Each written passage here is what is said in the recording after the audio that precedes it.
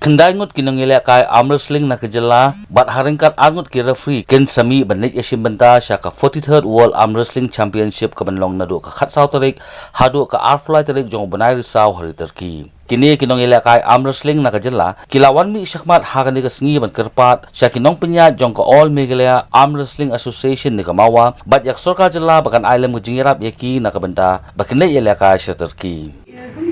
Kai kadai naka sanction te sisen mengimdan ka nuhunu ka sponsorship nuhunu kentam darakim ai ko por ba biang ni ki jingerap te kabo ye ki players ka jing e ken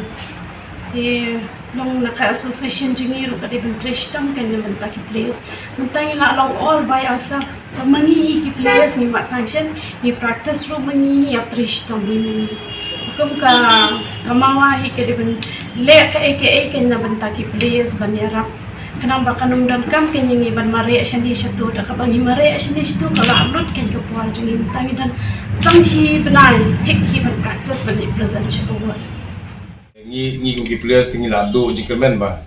im padio funding any funding nanu kan tetan tangkan ni ko tungur kidan ki hibuat paliar i Alex itu kini kan sat kasnong ka thabi ayap ki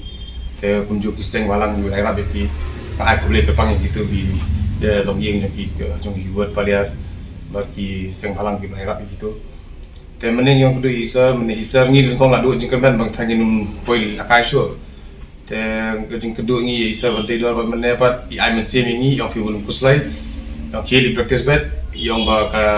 ka pisah la shala ni siski insa persang i da kalat nanti nama ba lada i up da ka sanction ka banyak ka sanction na ka government ka bampor tema i pa yang ba ngan sa persang na ba ngan le nani nantu itu ka bailet bai wan juksia ngi shukurman ban speed na ya ka imo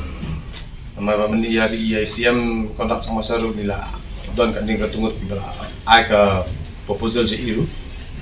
dan makaling je iru ni expect ni request man semua menyerap dalam bang iru mangide ngili players ki ba khamtam ki disable ki players ba ki players ba ora medal kan tulis kan nya kan tulis ora medal ka state berkunjung kan ketika first time berjungi bangi ngiran harus pemut sorry harus naik ke players bandi present sa tadi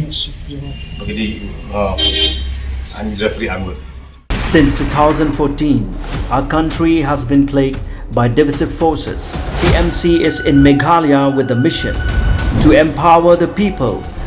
uphold the ethnic cultures and traditions,